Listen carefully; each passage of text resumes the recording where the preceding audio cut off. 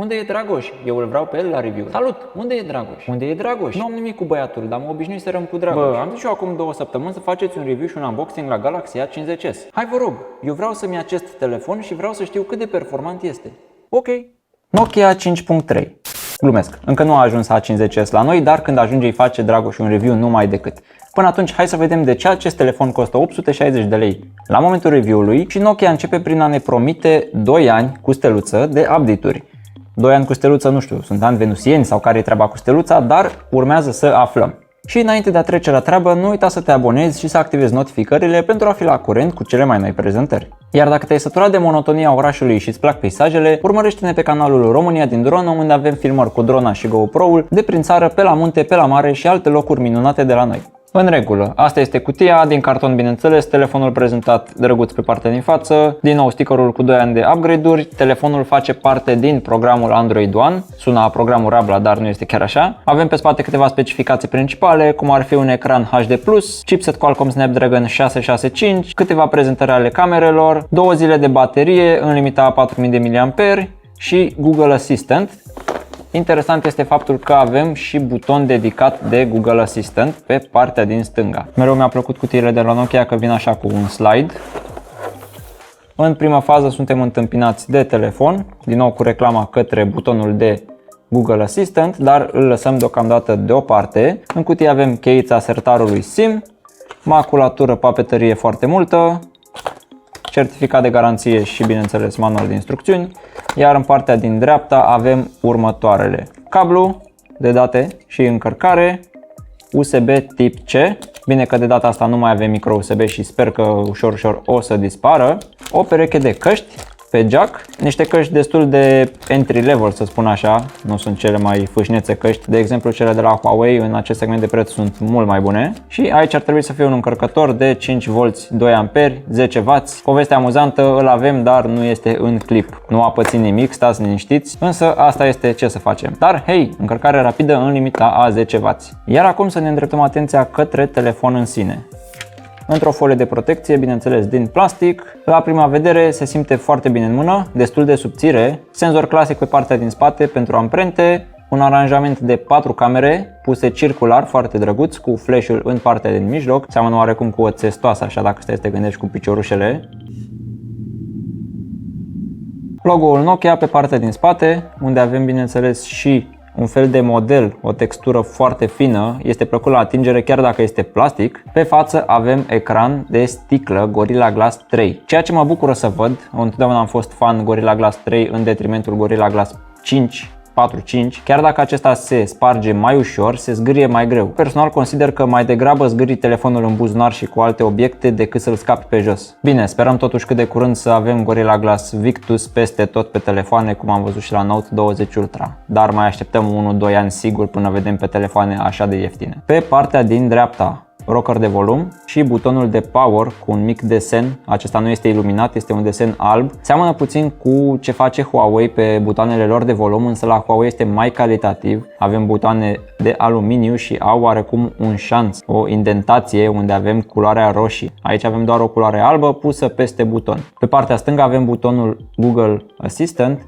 dar ce nu-mi place și nu am găsit, sunt foarte dezamăgit, acest buton se poate dezactiva în cazul în care nu vreți neapărat să aveți Google Assistant, dar nu se poate remapa. Poate cu un viitor update de soft sau un programer, o aplicație separată să poată fi remapat. Însă dacă nu vă place Google Assistant, îl puteți dezactiva și butonul ăsta o să fie doar clicket de, nu știu, clicket.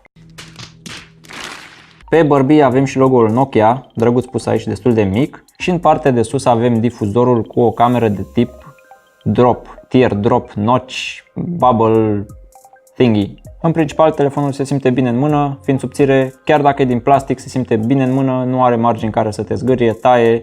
Calitatea construcției este acolo și se vede că Nokia își dă silința în ceea ce privește acest lucru. Drăguț este că pe față avem și un buffer între ecran și ramă, chiar dacă rama este din plastic, e drăguț că mai avem încă o protecție la șocuri și căzături.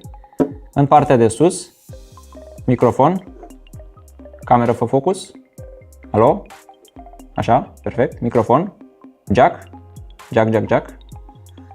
și în partea de jos, difuzor, cameră fă focus, alo, da, difuzor, port, microfon. Standard, ce poți să vrei altceva. Hai să deschidem telefonul, să-l pornim și să vedem ce știe să facă și cum se descurcă Snapdragon 665 în acest segment de preț.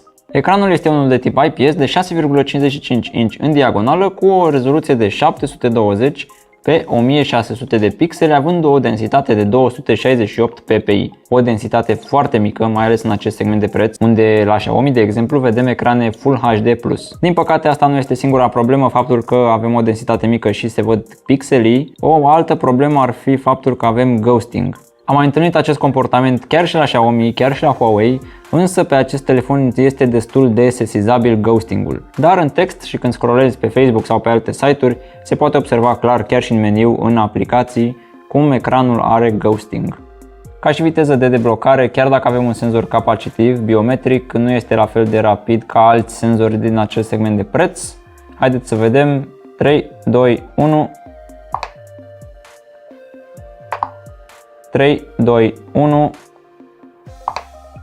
Uneori simt că se aude sunetul chiar înainte să se deblocheze ecranul. Hai să mai încercăm o dată.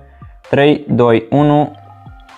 Este destul de lent în deblocare, dar hei, avem un senzor de amprentă și este poziționat destul de convenabil, fix unde îți vine degetul arătător. La fel ca și în clipul precedent, am uitat să specific, telefonul are dual SIM, însă nu este hibrid. Avem două sloturi nano SIM și un slot de card microSD. În testele sintetice din nou nu avem un scor așa de mare, 312 puncte în single core și 1410 în multicore. Hai să vedem cum se aude și pe partea de audio, pentru că pe video am ajuns la concluzia că n-ar fi cel mai optim ecran pentru urmărit Netflix.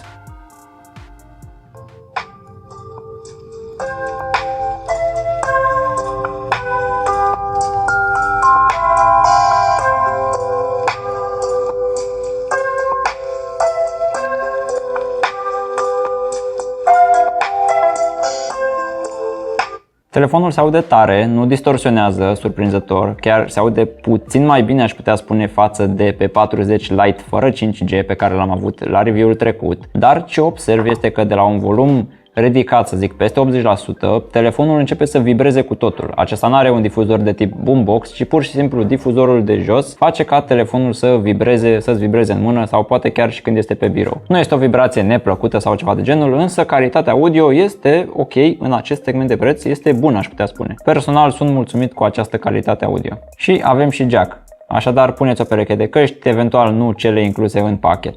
Trecând și prin restul specificațiilor, telefonul vine cu 3 echipări: 3 GB RAM cu 64, 4 GB RAM cu 64 sau 6 GB RAM cu 64. Tipul de flash este MMC 5.1. Mai avem de asemenea și Wi-Fi AC, Bluetooth 4.2, radio și USB 2.0 pe partea de transfer date cu opțiunea de USB OTG. Pe partea de gaming nu vă așteptați, după cum se vede, să vă jucați la detalii maxime sau jocuri foarte intensiv pe partea de grafică, însă PUBG cu detaliile pe rău e posibil să ruleze. Când vine vorba de camere foto, pe față avem o cameră de 8 megapixel f2.0 ce filmează maxim Full HD 30. Iar pe spate, chiar dacă avem un ciorchine de camere, nu sunt cele mai performante. Avem așa, camera principală 13 megapixel f1.8, 5 megapixel ultra-wide, 2 megapixel macro, 2 megapixel depth. În ceea ce privește fotografia, pozele sunt ok, nu se ridică la nivelul așteptărilor, cel puțin nu pentru acest segment de preț, dar sunt decente, culorile sunt expuse corect în marea majoritate a cazurilor și un bonus ar fi că telefonul filmează 4K 30 cu camera de pe spate. În încheiere, să nu credeți că este un telefon rău. E decent, simplu, are o construcție bună, se aude bine, dar singura lui problemă este existența lui Redmi Note 9, care, culmea, este și cu 60 de lei mai ieftin, tot în configurație de 64 de GB. Și dacă dăm scroll pe GSM Arena sau pe site-ul nostru unde putem compara chiar și 2-3 telefoane, observăm că avem așa: un ecran cu o rezoluție mai mare pe Redmi Note 9, camere mai bune, camera principală având chiar 48 de megapixeli, camera selfie mai bună de 13 megapixeli, Bluetooth 5.0, nu 4.2, tot Wi-Fi AC, aici avem egalitate, o baterie destul de mare, 5020 mAh față de 4000, dar și încărcare la 18W față de doar 10W, plus încărcare reverse la 9W. Și în plus avem și acea interfață MIUI care este actualizată la versiunea 12, ce oferă o experiență mult mai fluidă, mai plăcută, cu animații destul de variate și în principal se mișcă destul de bine. Diferențele pe partea de procesoare nu sunt mari, însă Redmi Note 9 oferă un pachet complet. Sincer, singurul motiv pentru care ai lua Nokia 5.3 ar fi nostalgia, faptul că îți place Nokia sau, eu știu, Android One. Acestea fiind spuse, dacă v-a plăcut acest clip, lăsați un like, scrieți-mi în comentarii ce părere aveți de Nokia 5.3 și dacă vreți să urmăriți review-ul lui Redmi Note 9 făcut de Dragoș, puteți verifica de asemenea descrierea sau undeva pe aici prin colț.